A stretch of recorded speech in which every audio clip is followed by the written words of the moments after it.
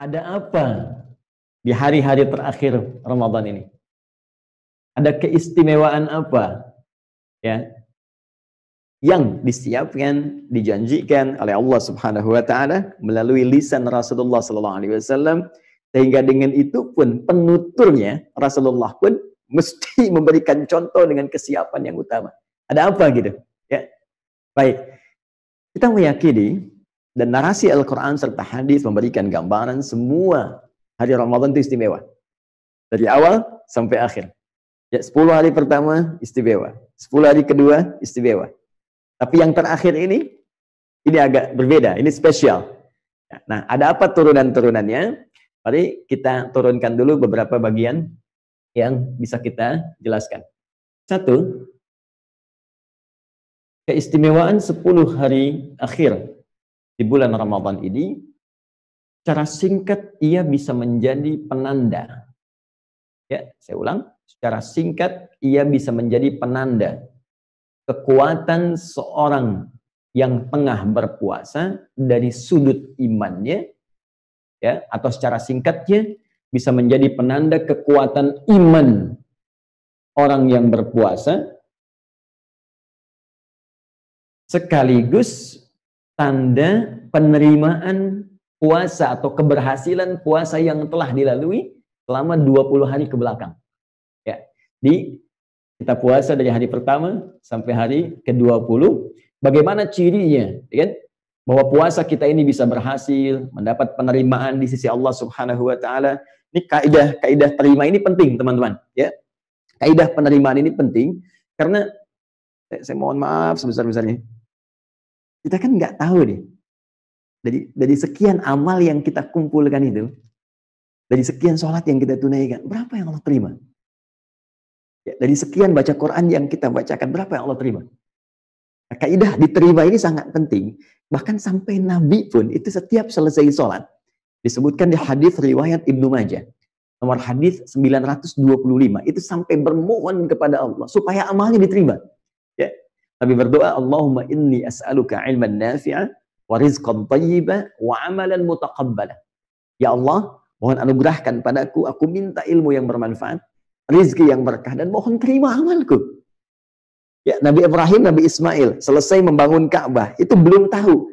Ya, ketika beliau meninggikan Ka'bah yang hancur atasnya di masa Nabi Nuh itu, saat banjir besar, itu begitu selesai meninggikan, beliau nggak tahu diterima nggak gitu. Kemudian berdoa. Ya, doanya diabadikan di Quran surah kedua Al-Baqarah ayat 127.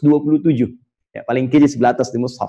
Wa idh yarfa'u Ibrahimul qawa'ida minal baiti wa Ismail. Keduanya berdoa, Rabbana taqabbal minna innaka antas samiul alim.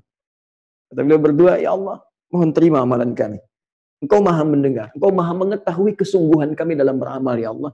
Maka demi zatmu yang maha mendengar keadaan kami dan mengetahui kesungguhan kami dalam ibadah membangun, meninggikan Ka'bah ini, mohon terima amalan.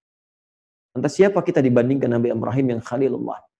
Ya, yang Ismail, Abul Anbiya, termasuk kakek moyang Nabi Muhammad SAW. Siapa kita dibanding Rasulullah? Dan dari mana kita tahu bahwa puasa kita sampai hari ke-17 ini pun diterima oleh Allah?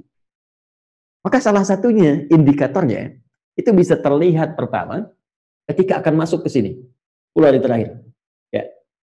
Biasanya begini, biasanya ulama mengilustrasikan dengan membuat lintasan.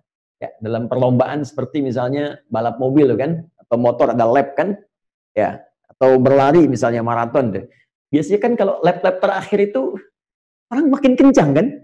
Ya? Makin serius, makin sungguh-sungguh. Kenapa? Karena dia kumpulkan bekal di awal-awal untuk menjemput sesuatu yang penting di akhir.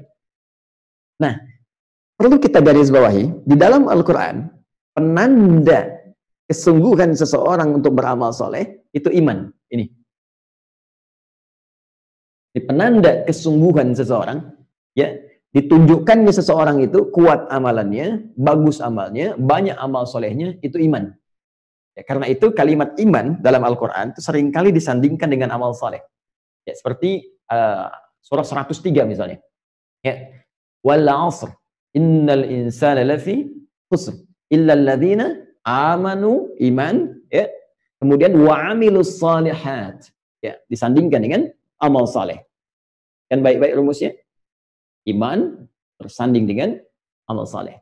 Baik, bahkan dalam ayat puasa di Quran surah kedua Al-Baqarah di ayat 183, kalimat puasa, kewajiban puasa itu bentuk amal soleh. Turunannya nanti ada salat, Al-Baqarah misalnya ayat ke-3, ada puasa, Al-Baqarah ayat 183 ke sini.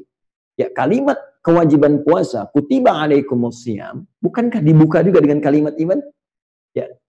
Ya ayyuhalladzina amanu. Hai semua orang-orang beriman. Baru muncul perintah. Ya, kutiba alaikumusiyam. Kalau rumus persamaan ini dibalik, ya, artinya ketika ada orang-orang banyak meningkatkan amal solehnya, ini ditingkatkan, ini menunjukkan kadar iman yang kuat di hadapan Allah Subhanahu wa Ta'ala. Rumus ini ditemukan di hadis Nabi, dikumpulkan oleh Al-Imam Al-Bukhari dalam kitabnya Sahih Al-Bukhari, ya, di pembahasan yang kedua, Kitabul Iman. Baik, bab pembahasan tentang iman. Di situ beliau mengutip kalimat Nabi sallallahu alaihi wasallam, "Al-imanu yazidu wa yantaqis." Iman itu bisa kelihatan kuat, bisa juga nampak turun, melemah. Yazidu bitta'ah.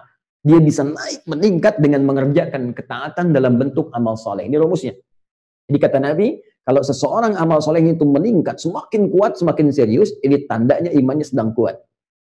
Nah, Anda jangankan sholat fardu, sunnah misalnya dikejar-kejar, belum waktunya sudah direncanakan. Ini menunjukkan iman kuat.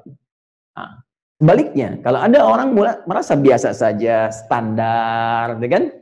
Ya, waktu sholat, adzan, baru siap-siap, kan? Hari-hari puasa sama saja, jalani aja, yang penting puasa, kan? Hari 17 sama dengan 16, hari 16 sama dengan 15, hari 20 sama 19, hari 21 sama dengan sebelumnya. Standar sampai akhir, itu menunjukkan imannya standar.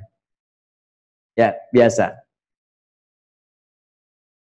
Tapi kalau sudah mulai bergeser nih, ya, awas hati-hati. Awas, mulai menurun. Jadi ternyata bukan ilmu saja yang menurun. Al-ilmu nurun, ilmunya nurun. Al-imanu nurun, iman mulai nurun nih. Mulai lemah. Apa di antara tandanya? Sudah malas nih dengan puasa.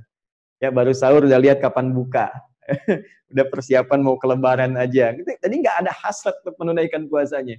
Itikaf sudah nggak ada selera. Biasa saja gitu. Ya. Nah, ini menunjukkan ada kelemahan dalam imannya.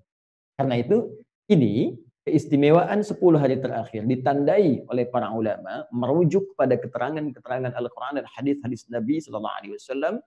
10 hari terakhir itu adalah indikator tingkat, ya, ukuran diterimanya amal seseorang sebelumnya karena menunjukkan kesungguhan atau keseriusannya, ya, sekaligus, awas hati-hati, sekaligus menunjukkan tingkat kekuatan iman orang yang berpuasa itu. Dasarnya tadi kembali ke sini. Karena itu, rumusnya bagaimana? Rumusnya jangan dihukumi dulu yang belum terjadi. Jadi kalau yang belum terjadi itu jangan dibawa hukum, keliru.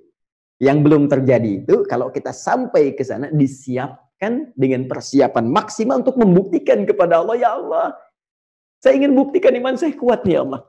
Saya ingin berusaha supaya amal saya diterima. Itu yang dicontohkan Nabi tadi di hadis yang saya uraikan. Jadi beliau sendiri ingin membuktikan kepada Allah imannya itu lebih kuat dari sebelumnya. Beliau ingin buktikan bahwa puasa-puasa kemarin beliau sungguh-sungguh.